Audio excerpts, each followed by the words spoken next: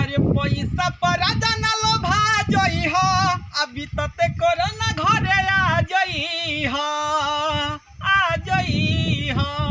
कि पैसा पर जाना लोभा जई हो बीतते कोरोना घरे आ जई हो कि करो इंतजार हो के तैयार अरे करो इंतजार हो के तैयार हया के खूबे गाड़ी दौड़ा जई हो कि पैसा पर जाना लोभा जई हो अभी तते कोरोना घरे आ जई हो कि पैसा पर जाना लोभा जई हो अभी तते कोरोना घरे आ जई हो।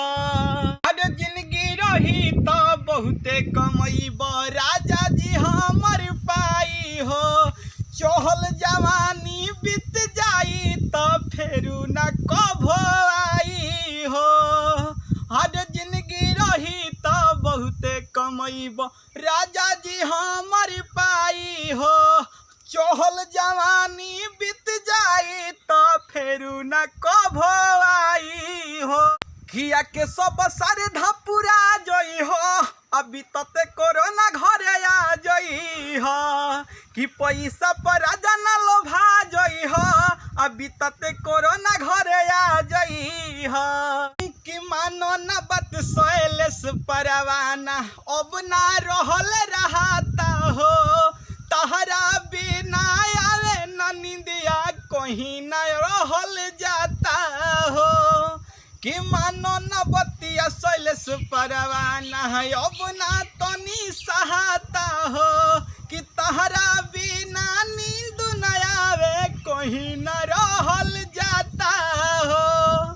कि चंदन शर्मा न भूला जई हो बीतते कोरोना घरे आ जई हो कि बीके बिहारी न भूला जई हो अभी तते कोरोना घरे आ जई हो। कि करो इंतजार हो के तैयार किया के सब सारी धपुरा जई हो कि पैसा पर जाना लोभा जई हो अभी तते कोरोना घरे आ जई हो। हाय भैया प्रणाम नमस्कार हम भोजपुरी गायक शैलेश परवाना उम्मीद करतानी कि लोग के ई गाना अच्छा लागल होई। अगर अच्छा लागल बा तो एक शेयर करी लाइक करी। अगर हमारे चैनल अभी तक सब्सक्राइब नहीं कइले तो ऐसा गाना सुने खातिर ऐसा कॉमेडी बनावतनी वो सब देखे खातिर हमारा चैनल के सब्सक्राइब कर ली और बेल आइकन के प्रेस कर ली क्या कि जब भी हम नया वीडियो डालें तो वो लोग के पास पहुँची।